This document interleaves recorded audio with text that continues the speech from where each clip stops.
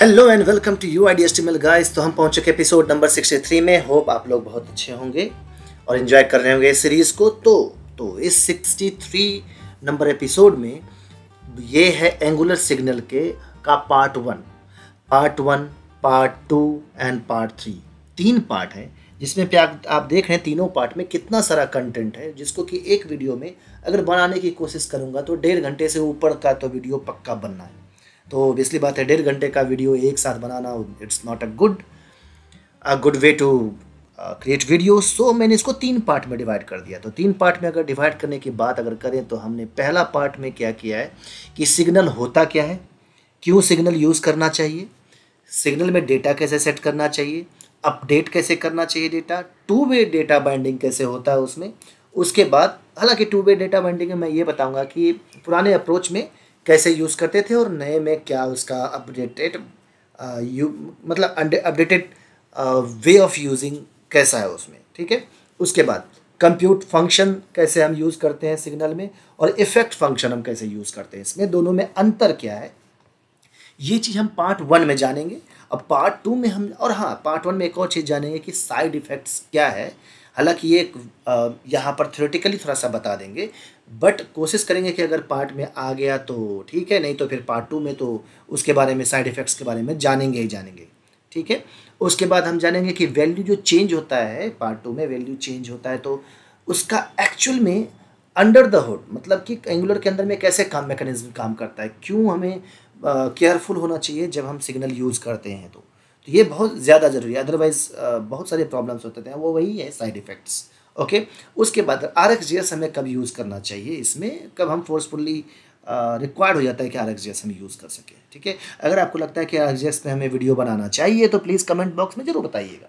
हम उसे एक मोस्टली फंक्शन, इसमें तो हज़ारों के ऊपर फंक्शंस हैं RxJS में, हम उसे वो फंक्शंस आपको उस वीडियो में बताने की कोशिश करेंगे जहां पर कि RxJS वाइडली यूज होता है।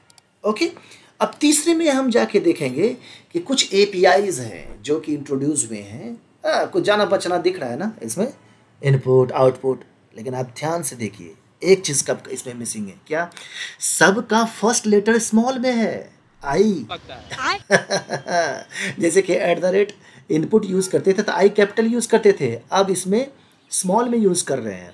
आउटपुट का O कैपिटल था, @ O कैपिटल, बट यहाँ स्मॉल में है। Same goes with view child, view container, content child, content के लिए। और मॉडल नया है उसमें, और हालांकि तो नया ही है, मॉडल भी है। उसके बाद टेक अंटिल डिस्ट्रॉयड क्यों यूज़ करते हैं, यस साइड इफेक्ट वाला ही सीन है यहाँ पे भी। टू सिग्नल हम कैसे करते हैं, किसी ऑब्जर्वेबल को टू सिग्नल कैसे बना लेंगे अगर किसी बंदे ने RxJS यूज़ कर लिया है तो, और कोई बंदा अगर सिग्नल यूज़ कर रहा है तो उसको RxJS यूज़ करना है तो हम कैसे टू ऑब्जर्वेबल के मेथड के थ्रू से एक्सेस कर सकते हैं, है ना। थोड़ा सा ये चीज़ पार्ट 3 में भी है। तो चलिए हम चलते हैं पार्ट 1 में और इसको एक्सप्लोर करते हैं। और प्लीज़ लाइक, सब्सक्राइब और बेल आइकन ऑल ज़रूर कीजिए, क्योंकि आपको ये सीरीज़ देखना है ना, इसमें आपको पता चलेगा जैसे जैसे वीडियो आएगा। तो बने रहिए हमारे चैनल के साथ। मिलते हैं पार्ट 1 में और उसको एक्सप्लोर करने की कोशिश करते हैं। ओके, और हाँ, इससे पहले कि हम आगे जाएं तो मैं बता दूं, चैप्टर नंबर 62 में हमने बताया था कि ng टेम्पलेट आउटलेट कॉन्टेक्स्ट और ng टेम्पलेट आउटलेट इंजेक्टर को कैसे यूज़ करते हैं, कैसे हम किसी भी कंपोनेंट को बाहर से उसके HTML को चेंज कर सकते हैं अपने अकॉर्डिंग, और कैसे हम HTML के उस कंपोनेंट के डेटा को कैसे बाहर एक्सेस कर सकते हैं बिना किसी सर्विसेज के थ्रू। प्लीज़ जाके देखिएगा, बहुत इंपॉर्टेंट चैप्टर है। होप आपको बहुत मजा आएगा इसमें। प्लीज़ चलिए नेक्स्ट चलते हैं अब सिग्नल को लेकर के। ओके, तो हम यहाँ थोड़ा सा एक छोटा सा डायग्राम ले लिए हैं। मैं जानता हूँ कि तो ज़्यादा डीप डिटेल तो इसमें से आपको पता नहीं चलेगा, बट एक ओवरव्यू के लिए मैं बता रहा हूँ कि क्या चीज़ है एक्चुअली ये। तो देखा जाए कि अगर हम एडवांटेजेस की बात करें सिग्नल की, तो पहला एडवांटेज होता है बेटर परफॉर्मेंस, ठीक है। बेटर परफॉर्मेंस इसलिए क्योंकि ये बहुत मान लीजिए किसी जगह पे छोटा सा चेंज हुआ है तो वो पर्टिकुलर उसी जगह पर इंटरेक्ट करता है, जिसके चलते टाइम उसको बहुत कम लगता है, और जब टाइम कम लगेगा तो आउटपुट बहुत जल्दी मिलेगा आपको, है ना। ये चीज़ तो कहेंगे कि भाई ऐसा है, तो जो हमारा अभी चल रहा है एप्लीकेशन में जहाँ Zone.js को यूज़ कर रहे हैं, तो वहाँ भी तो यूँ चुटकी के साथ हमारे पास कोई भी चीज़ चेंज करते हैं तो तुरंत वेब एप्लीकेशन पे दिख जाता है यहाँ पर, राइट। अगर मान ली कुछ इस जगह पे चेंज किया अभी एप्लीकेशन में बिना सिग्नल का, वो भी तो हमारा अपडेट हो जाता है। यस, हो जाता है। लेकिन आप ऊपर ऊपर देख रहे हो, being a developer, being a user देख रहे हो, लेकिन जरा उसको देखो जो एक माइक्रो लेवल पे काम कर रहा है। तो इस चीज को अगर मैं बेटर तरीके से समझाने की कोशिश करूं, तो मान लीजिए कि आपके चाइल्ड 2 में कुछ चेंजेस हुआ है, आपने किसी कंपोनेंट में किसी बटन को क्लिक किया, या सब चाइल्ड 2 भी पे भी डिपेंडेंसी है उस जगह पर, तो उस केस में क्या होगा? हालांकि अगर देखा जाए तो एक एरो तो यहाँ भी बनता है, क्योंकि अगर एक एरो मैं यहाँ पे ले लूँ और इस एरो को कैंसिल करो, इस एरो को अगर मैं यहाँ से इस जगह पे डाल दूँ और इसको यहाँ से मैं यहाँ, ओके, अरे यार यहाँ पे ठीक है, यहाँ कर दूँ, तो आपको यहाँ पे तब अच्छे से सेव चेंजेस, ठीक है, सेव चेंजेस कर लो। ओके, तो जैसा मान लिया कि अगर आपको सब चाइल्ड 2 में कुछ चेंजेस हुआ है, तो वो भी डिपेंडेंट अगर चाइल्ड 2 पे, तो इस केस में क्या होता है कि Zone.js चेंज डिटेक्शन मेथोडोलॉजी के चलते वो सबसे पहले ऐप कंपोनेंट को चेंज करेगा, बट आपका चेंजेस तो सब चाइल्ड 2 में हुआ है। वो ऐप कंपोनेंट को चेंज करेगा, उसके साथ जो चाइल्ड है इसको भी चेक करेगा, इसको भी चेक करेगा, फिर इसके साथ जो भी डिपेंडेंट सबको चेक करने के बाद जहाँ जहाँ चेंजेस हुए उसको डिटेक्ट करके फिर आपको वेब एप्लीकेशन में दिखाएगा। अगर ऐसे समझाओ तो लगता है ना कि कितना लेट लग रहा है किसी चेंज को दिखाने में, लेकिन ये तो कंप्यूटर है, प्रोग्रेस इतना फास्ट काम करता है, आपको पता नहीं चलेगा कि यार साथ में हो गया ऑटो, हालांकि चुटकी बजाने में भी टाइम लग जाता है। ओके, तो Zone.js इफेक्टिवली काम कर रहा है, कोई दिक्कत नहीं है, तो फिर सिग्नल क्यों लाया गया? अब उस माइक्रो लेवल पे अगर कोई टाइम लग रहा है, उसको भी कम करने के लिए सिग्नल को लाया गया, क्योंकि ये रिएक्टिव ग्राफ पे काम करता है। ये रिएक्टिव ग्राफ क्या है? रिएक्टिव ग्राफ मतलब होता है कि ऐसा ग्राफ जिसमें कि जो एक पर्टिकुलर चीज़ पे अगर कोई चेंज डिटेक्शन हुआ है तो उसी को एक्ट करो और उस कंपोनेंट के जिसके डेटा है उसको जा करके वेब एप्लीकेशन पे दिखा दो। मतलब कि अगर चाइल्ड 2 में चेंज हुआ है या सब चाइल्ड 2 में चेंज हुआ है, तो इन दोनों के चेंजेस को ही डिटेक्ट करो और उसको वेब एप्लीकेशन में दिखा दो, बाकी कंपोनेंट को टच मत करो। समझ रहे हैं ना? बाकी कंपोनेंट को टच मत करो। ये नहीं करोगे तो टाइम कम लगेगा और वो चुटकी से तुरंत आपका डिटेक्शन हो जाएगा। इसलिए हमारा सिग्नल को लाया गया था क्या है, ओके, जिसको कि हम कह सकते हैं अगर कोई डोम इवेंट अगर हुआ है, डोम डॉक्यूमेंट ऑब्जेक्ट मॉड्यूल, जो कि आप किसी बटन पे क्लिक कर रहे हैं वगैरह उसको डॉक्यूमेंट, तो उसको अभी Zone.js हैंडल करता है। और अगर डॉक्यूमेंट ऑब्जेक्ट मॉड्यूल को अभी सिग्नल के थ्रू देखा जाए तो पर्टिकुलर उस डोम के थ्रू जो उस कंपोनेंट में चेंज हुआ है बस उसको उठा करके दिखाता है, बाकी को चेक नहीं करता है। यही डिफरेंस है Zone.js वाला एप्लीकेशन और Zoneless वाला एप्लीकेशन जिसमें हम सिग्नल यूज करते हैं। ओके, तो अगर एक कॉमन लाइन में बोलें कि अगर Zone.js के साथ जाते हैं विदाउट सिग्नल, तो वो टॉप से बॉटम तक पूरा चेक करता है चेन डिटेक्शन को लेकर के, और जिसके चलते वो बहुत ज़्यादा रन करता है। और कभी कभी तो वो अननोन लोकेशन को भी चेक करने लगता है, जहाँ पर कि मान लीजिए सब चाइल्ड का कोई और भी होता है तो वो सब पे जाता है, जबकि वहाँ चेन डिटेक्शन हो कोई सीन है ही नहीं। ओके, ठीक है, तो ये फोकस किया, अब सिग्नल फोकस किया कुछ कंपोनेंट को लेकर के, लेकिन इसके साथ देखिए कुछ हर चीज तो एक साथ परफेक्ट नहीं हो सकता ना। ये क्या बात करता है यार? अगर कुछ अच्छा मिल रहा है तो वो 100% अच्छा नहीं हो सकता, कुछ ना कुछ उसके इफेक्ट्स होंगे। तो इसके कुछ साइड इफेक्ट्स भी है। साइड इफेक्ट्स किसके? सिग्नल के बता रहा हूँ। क्या कि देखिए वो पर्टिकुलर उसी कंपोनेंट पे ट्रिगर करने की कोशिश कर रहा है जहां पर कि वो चेंजेज हो रहा है। हो सकता है कुछ डिपेंडेंसीज किसी और कंपोनेंट पे हो जो कि अभी पर्टिकुलर वेब एप्लीकेशन के रेंडर्ड प्रोसेस में नहीं है, वो तो प्रॉब्लम हो सकता है, अपडेट में प्रॉब्लम हो सकता है, लीकेज हो सकता है उस जगह पे प्रॉब्लम, ठीक है, लैग कर सकता है उस जगह पर। तो ये चीज़ें हैं उसके साथ, जिसमें कि वो होल एप्लीकेशन के अगर चेक नहीं करता है तो थोड़ा सा प्रॉब्लम तो आएगा। दूसरा चीज़, अगर आपको सिग्नल यूज करना है तो आपको इनिशियल वैल्यू डालना ही पड़ेगा। अगर वो नहीं डालेंगे तो वो प्रॉब्लम करेगा आपको, ये चीज़ है। अगर इनिशियल वैल्यू नहीं डालते तो प्रॉब्लम करेगा ही करेगा। और इसके चलते क्या होता है, कुछ साइड इफेक्ट की अगर बात करें तो ये कभी कभी अनएक्सपेक्टेड बिहेवियर करने लगेगा सिग्नल। क्यों? क्योंकि अगर आप इसको सही तरीके से यूज़ नहीं करोगे तो अगर आप कंपोनेंट के किसी स्टेट को अपडेट करने की कोशिश करोगे तो वो तुरंत अपडेट नहीं होगा। जैसा कि मैंने बोला कि वो कंपोनेंट स्पेसिफिक था इस जगह पर, तो हो सकता है कि इसका लिंक अगर किसी और कंपोनेंट में हो जो कि वेब एप्लीकेशन पे अभी रेंडर प्रोसेस में ना हो तो वहाँ पर वो प्रॉब्लम करेगा। तो उसको भी सॉल्व करने की विधि है, बट हाँ लीकेज है ना उस जगह पर। तो ये उसके बाद परफॉर्मेंस में थोड़ा, मैंने क्या बोला, परफॉर्मेंस में है, डेवलपर परफॉर्मेंस डेवलपर के लिए बहुत अच्छा है कि वो कम कोड लिखता है और ज़्यादा काम करता है, लेकिन फिर भी परफॉर्मेंस इशू तब हो जाता है उस जगह पर कि कभी कभी अगर किसी कंपोनेंट के स्टेट को अगर बार बार रेंडर कर रहे हो, आप चेंज कर रहे हो, तुरंत तुरंत तुरंत तुरंत चेंज कर रहे हो, तो उस जगह पर अननेसेसरी जो है वो कंपोनेंट को रेंडर करता चला जाएगा। लेकिन उसको भी सही करने के तरीके हैं, ठीक है, जिसको कि हम कुछ RxJS का टेक अनटिल डिस्ट्रॉयड वाले को यूज़ करते हैं उस जगह पर। उसके बाद वही अनटिल डिस्ट्रॉय की बात जो कर रहा हूँ, तो वही अगला नेक्स्ट था जो कि था मेमोरी लीकेज। अगर कोई चीज़ बार बार रिपीट होता जाएगा, अगर वो जिस वेब एप्लीकेशन के पिक्चर में नहीं है, तो क्या करेगा, पीछे रेंडर हो रहा होगा और आप उसको यूज़ नहीं कर रहे हो, फिर भी वो मेमोरी में फिट होता जा रहा है, तो मेमोरी एक बार उसको एग्जॉस्ट हो जाएगा पूरा मेमोरी, और आपका एप्लीकेशन जो है सो वो हैंग हो जाएगा। तो ये चीज़ है जो सिग्नल के बारे में जानना बहुत ज़रूरी है, ठीक है। तो साइड इफ़ेक्ट आपने जान लिया, और सिग्नल क्यों यूज़ किया वो भी जान लिया, और सिग्नल को क्यों इंट्रोड्यूस किया गया वो भी आपने जान लिया, ठीक है। Zone.js कैसे काम करता है वो आपने जाना, और Zoneless कैसे काम करता है वो भी आपने जाना। तो चलिए कोड में और वहाँ कोशिश करते हैं इसको जानने के लिए और भी बहुत अच्छे तरीके से, ठीक है। ओके, तो पहुँच चुके हैं अपने कोड में। जैसा कि आप देख रहे हैं कि यहाँ पर हमारा प्रीव्यू और कोड दोनों साइड बाय साइड है। तो ये हमारा कार्ट कंपोनेंट है जो कि हमारा इस जगह पर है, उसमें कुछ भी नहीं है, और प्रोडक्ट्स को लूप चला करके उसका डेटा हमने शो किया, जो कि इमेज नेम और कुछ बटन है, और उसके कितने डेटा है उसको प्री टैग के साथ हमने यहाँ पर शो किया है, और हमारा यहाँ पर कितना लेंथ है वो दिखाया, राइट। यहाँ तक तो समझने में कोई दिक्कत नहीं। अरे यहाँ तक तो आप खुद ही तेज़ तर्रार हो, इतने टाइम से UID HTML को फॉलो कर रहे हो, सब्सक्राइब करके रखे हो, तो पता ही होगा, ठीक है। अब हम आते हैं TS फाइल में। यहाँ भी वही प्रोडक्ट का मैंने एक वेरिएबल लिया था और उसको सर्विसेज के थ्रू गेट प्रोडक्ट डाला और वहाँ पर डेटा इसमें स्टोर किया और उसको अनसब्सक्राइब भी कर दिया, बस ये चीज़ है, ठीक है। अब हम आते हैं, चलिए पहला हम बनाने की कोशिश करते हैं, पहला सिग्नल बनाने की कोशिश करते हैं।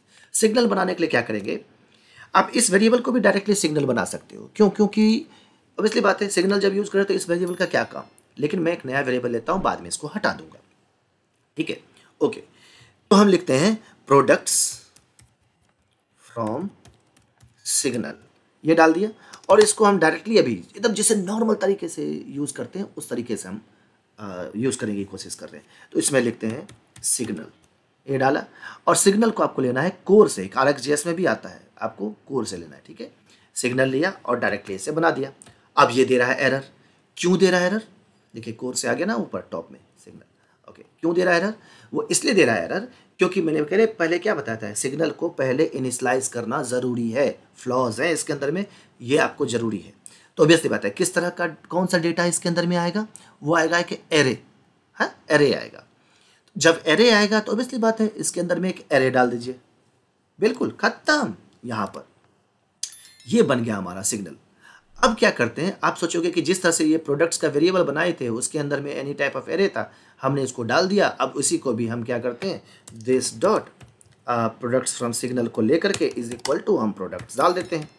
कोई दिक्कत नहीं, कोई दिक्कत नहीं होना चाहिए, राइट। हाँ है दिक्कत, दिक्कत क्यों है पता है, चलिए मैं बताता हूँ क्या दिक्कत है। अब इसको मैं लिखता हूँ console.log और इसमें हम डालते हैं this dot products from signal, और इसको कंसोल करने से पहले मैं इसको क्या करता हूँ, इसे हटा देता हूँ और मैं लिखता हूँ यहाँ console.log और इसमें डाल देता हूँ प्रोडक्ट्स।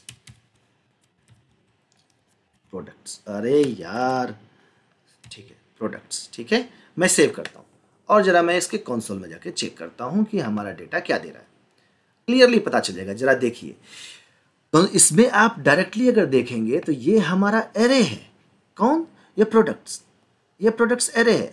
और दूसरा हमारा ये जो प्रोडक्ट्स फ्रॉम सिग्नल क्या है, एक फंक्शन है। अरे तो भाई एरे को फंक्शन के साथ कैसे इक्वेट कर दोगे, आम और लताम अमरूद दोनों एक जैसा ही कर देंगे क्या, बात तो सही है दोनों फ्रूट है, इसका मतलब थोड़ा नहीं कि दोनों एक जैसा है, ओके ठीक है, ओके। तो इस केस में आप क्या करेंगे, तो तो इस जगह पर देखिए आप इस तरह से नहीं कर सकते, राइट। तो अब क्या करेंगे, इसको यहाँ पर एक वे है जिसके थ्रू आप इसे, तो आप सोचेंगे कि चलिए एक काम करते हैं, फंक्शन है ना, तो फंक्शन में ये प्रोडक्ट पास कर देते हैं तो वो अंदर प्रोसेस करेगा, राइट। इस जगह पर मैं कर देता हूँ प्रोडक्ट्स। नहीं, नो, बिल्कुल भी नहीं, क्योंकि ओबियसली बात है, इसकी एक अलग, अगर आप जाएंगे इसके अंदर में तो यहाँ पे एक नेवर टाइप सब कुछ दिया हुआ है, लेकिन आप इस तरह से फंक्शन कॉल नहीं कर सकते। इस जगह पर आपको यहाँ पर करना पड़ेगा डॉट सेट, सेट वे को यूज, मतलब आई मीन सेट वे कर रहा हूँ, सेट मेथड को यूज करना पड़ेगा, राइट। सेट मेथड को यूज कीजिए और इसमें डाल दीजिए से प्रोडक्ट्स को, ठीक है। अरे यार, ये तो फिर भी एरर दे रहा है। ये एरर किसी और चीज़ का है, ये एरर है टाइप कास्टिंग का। अगर आप जाके देखेंगे तो ये जो एरर दिया जा रहा है, कह रहा है कि एनी टाइप ऑफ डेटा आपको सर्विस से मिल रहा है और आपका डेटा टाइप नेवर है। तो आप ऐसा है कि नेवर टाइप मत रखो, इस सिग्नल को किसी ना किसी टाइप कास्ट करने की कोशिश करो, प्रॉब्लम चला जाएगा। वही बता रहा है वो। आप अगर देखेंगे सर्विस में से हम क्या पास कर रहे हैं, यहाँ से रिटर्न कर रहे हैं, यहाँ से any type of data return कर रहे हैं, तो उसको वहाँ से रिटर्निंग जब कर रहे हैं तो कह रहे हैं कि आप एनी टाइप, या तो एनी टाइप कुछ ना कुछ तो इसको करो भैया, नेवर से हम नहीं लेंगे। अगर आप किसी चीज़ को टाइप कास्ट नहीं करते हैं, टाइप स्क्रिप्ट उसको नेवर टाइप में असाइन कर देता है। तो चलिए, तो अब आते हैं कि the best way to make, best way to typecast any variable. तो उसको क्या करेंगे हम, एक इस तरह से करते हैं एज, अब आप कर सकते हैं एनी ऐसे, या एनी टाइप कर दीजिए, या फिर आपने जो यहाँ पर प्रोडक्ट का जो ये इंटरफेस बनाया था उसको एनी टाइप ऑफ उस प्रोडक्ट का एरे बना दीजिए। तो ये आपका बिल्कुल सही है, कोई दिक्कत नहीं है इस जगह पर, ठीक है, यहाँ तक। अब सीन क्या है इस जगह पर, आपने ये टाइप तो बना दिया, लेकिन जरा सोचिए कितना देखने में अजीब सा लग रहा है, आपको पढ़ने में भी अजीब लगेगा सॉरी, पढ़ने में भी अजीब लगेगा कि ये किस तरह का डेटा डाल दिया गया। अरे भैया सिंपल रखो इसको। तो सिंपल रखने के लिए क्या करते हैं कि इस तरह से डेटा ना करें, आपकी मर्जी, आप करो, दोनों सेम ही होगा। तो आप यहाँ पर जो एक नॉर्मल वे तरीके से यहाँ पर आप डाल सकते हो, जो आपने वहाँ से कॉपी किया था उसको ऐसे बना दीजिए। तो ये लगता है कि हाँ सिग्नल है, किस टाइप का डेटा है यहाँ आ गया, और क्या डेटा है यहाँ है, वहाँ क्या डेटा और किस टाइप का डेटा एक साथ मर्ज था। तो मेरा एक अप्रोच है इस तरह से जाने के लिए, आपका अप्रोच अगर उस तरह से होगा तो आप जा सकते हैं, ठीक है। इसमें थोड़ा रीडेबिलिटी अच्छी होती है। तो चलिए, ये हमारा एरर भी चला गया, ठीक है। अब इस केस में क्या करते हैं, ये सिग्नल टाइप ऑफ डेटा तो आ गया, लेकिन अब इसको हम, अभी तक तो प्रोडक्ट्स चल रहा है हमारे यहाँ पर, ऐप कंपोनेंट में देखेंगे प्रोडक्ट्स। हम क्या करते हैं, आप सोचेंगे कि चलो ये ठीक है भैया, तो सिग्नल का डेटा था हमारे पास, ये सिग्नल को ला करके यहाँ रख देते हैं। अरे ये तो फिर से एरर देने लगा। वो एरर इसलिए दे रहा है कि क्या बोला था कि सिग्नल को आपको असाइन अगर कर रहे हैं, डिक्लेयर कर रहे हैं, तो भी फंक्शन की तरह उसको डिक्लेयर करना है, और आपको अगर उसे कॉल करना है तो भी फंक्शन की तरह। क्यों, फंक्शन को कॉल करते हैं तभी तो वो वैल्यू देता है। देखें यहाँ क्या है, रिटर्न कर रहा है, और रिटर्न कर रहा है तो इसका मतलब, अरे यार कहाँ भाग गया, इधर कंसोल में जाओ, ये रिटर्न कर रहा है जगह पर, ठीक है। चलिए समझ गया, क्लिक करने के बाद अब इसका दिखाता है, तो रिटर्न टाइप है इस जगह पर। तो आप फंक्शन को कॉल करेंगे तब तो ये रिटर्न नोड वैल्यू देगा। हाँ, तो इसको कॉल कर लीजिए, दैट्स इट। लीजिए कॉल कर लिया, खत्म, दनादन काम करेगा। चलिए सेव करते हैं। अरे यार इधर से क्यों सेव करें, इधर क्लिक किया, ठीक है सेव करते हैं। क्या हमें डेटा देगा, देखिए लोड हो रहा है, यस डेटा में कोई दिक्कत नहीं, सेम सब कुछ दिया। नहीं तो देख लीजिए, मैंने फॉरेस्ट यहाँ पे, अच्छा यहाँ फॉरेस्ट डाल दिया था, चलिए यहाँ पे हम इसमें डाल देते हैं, क्या सनसेट डाल देते हैं। लीजिए सनसेट डाल देते हैं, सनसेट इमेज, ठीक है। मैं इसको सेव करता हूँ, जैसे सेव करेंगे देखा सनसेट हो जाएगा। आ जाओ भाई सनसेट, ठीक है हो गया सनसेट। इसका मतलब हमारा एप्लीकेशन काम कर रहा है, क्योंकि यहाँ पर और कोई प्रोडक्ट का लूप नहीं चल रहा है, सिग्नल से आ रहा है। यहाँ तक समझने में किसी को कोई दिक्कत, मुझे नहीं लगता कि यहाँ तक समझने में कोई दिक्कत नहीं कि आप कैसे वैल्यू को, सिग्नल कैसे बना सकते हैं, और सिग्नल को कैसे आप डेटा उसमें डाल करके उसका लूप कैसे चला सकते हैं, राइट। चलिए अब नेक्स्ट पे चलते हैं। अब हम आते हैं कि अपडेट करना होगा सिग्नल को। तो मान लीजिए एक डेटा हमारे पास ये आ रहा है प्रोडक्ट का, जिसमें कि हमारा 3 डेटा यहाँ से जा रहा है, लेकिन इसी डेटा में अगर हमको एक और डेटा ऐड करना हो तो कैसे करेंगे? तो मैं क्या करता हूँ, यहाँ से ये एक डेटा उठा लेता हूँ, ठीक है, कोई सा भी डेटा उठा लेता हूँ और इसको ले जा करके मैं यहाँ पर रख देता हूँ।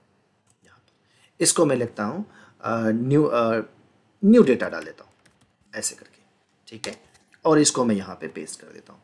तो यहाँ तक मुझे नहीं लगता किसी को कोई दिक्कत होना चाहिए, राइट। फॉरेस्ट इमेज के बाद मैं करता हूँ न्यू इमेज, ठीक है, न्यू इमेज डालता हूँ। अच्छा सॉरी, न्यू इमेज तो पहले था, ठीक है, सेम चीज़ रख देता हूँ और ऑल्ट में न्यू इमेज डाल देता हूँ। अब हमें अगर अपडेट करना है तो क्या करेंगे, this dot products from signal dot update. Yes, देखिए अपडेट है तो ये क्या करता है, अपडेट एक फंक्शन होता है जो अंदर में अपने एक फंक्शन को एग्जीक्यूट करता है। जैसे आपने मैप फिल्टर के अंदर में कोई फंक्शन यूज़ करते हैं ना, उसी तरीके से इसको भी यूज़ करना है। तो चलिए हमने एक फंक्शन बना लिया, ठीक है, नॉर्मल एक फंक्शन हम बना लिए, यहाँ तक तो कोई दिक्कत नहीं है, राइट। अब अगर फंक्शन बना लिए तो हमने ये फंक्शन डाल दिए जगह पर।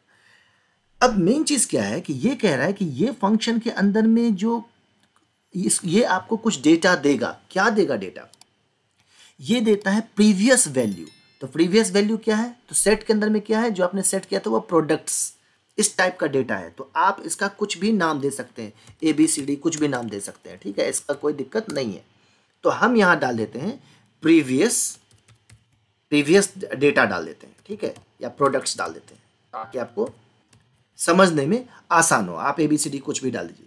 अब ये प्रीवियस प्रोडक्ट्स अगर है तो मैं क्या करता हूँ, आपको कंसोल करके दिखा देता हूँ, console.log, और मैं इसको प्रीवियस प्रोडक्ट्स यहाँ डाल देता हूँ। एरर अभी नहीं गया है, ठीक है, क्यों? क्योंकि ये रिटर्न मांग रहा है कि हम अपडेट करके कुछ तो दो वापस हमको।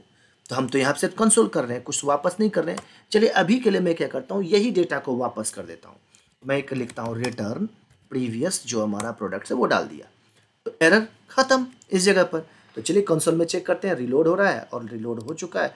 अब कंसोल में जाके देखते हैं हमारा क्या डेटा दे रहा है। आजा कंसोल, ओके, आप देखेंगे पुराना वाला 3 एरे हमें वो दे दिया, ठीक है, कोई दिक्कत नहीं, बिल्कुल एक्सपेक्टेड था। जो डेटा पहले सेट किए थे वही डेटा हमने रिटर्न किया।